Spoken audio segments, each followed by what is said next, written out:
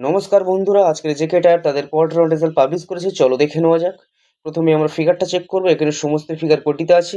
এরপরে আমরা sequence check করবো 30/6/2025, 30/6/2026, okay year on year, 31/3/2026, 30/6/2026, okay quarter and quarter.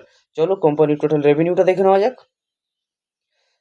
আগের কোয়ার্টারে ছিল 4,223 কোটি, আগের বছরে ছিল 3,868 কোটি এবং এই কোয়ার্টারে এসেছে 3,946 কোটি।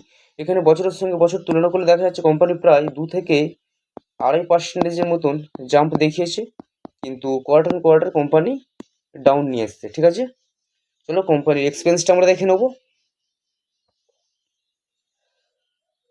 আগের কোয়ার্টারে ছিল 3,909 কোটি, আগের বছরে ছিল 3,695 কোটি এবং এই কোয়ার্টারে এসছে 3,912 কোটি। আমার মনে হয় কোম্পানি খরচা একটু বাড়িয়ে ফেলেছে। চলো কোম্পানির প্রফিটটা আমরা দেখে নেবো।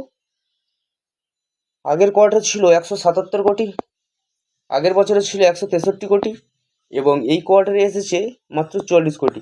কোম্পানি এখানে বছরের সঙ্গে বছর তুলনা করলে দেখা যাচ্ছে প্রায় 72 থেকে 73% মতন ডাউন নিয়ে এসছে এবং কোয়ার্টার কোম্পানি অনেকটাই ডাউন নিয়ে এসছে।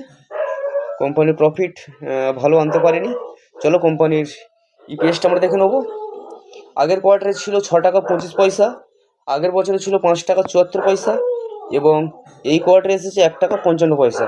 ঠিক আছে, জেকে টায়ার্সের রেজাল্ট আমরা মোটামুটি দেখে নিলাম। আমার মনে হয় কোম্পানি অতটাও ভালো রেজাল্ট আনতে পারেনি, তবে দেখা যাক মার্কেট এই শেয়ারটির প্রতি কেমন রিয়াকশন দেখায়। যদি ভিডিওটি ভালো লাগে তাহলে অবশ্যই লাইক করবেন এবং আরও আপডেট পেতে আমাদের সঙ্গে থাকবেন। ধন্যবাদ।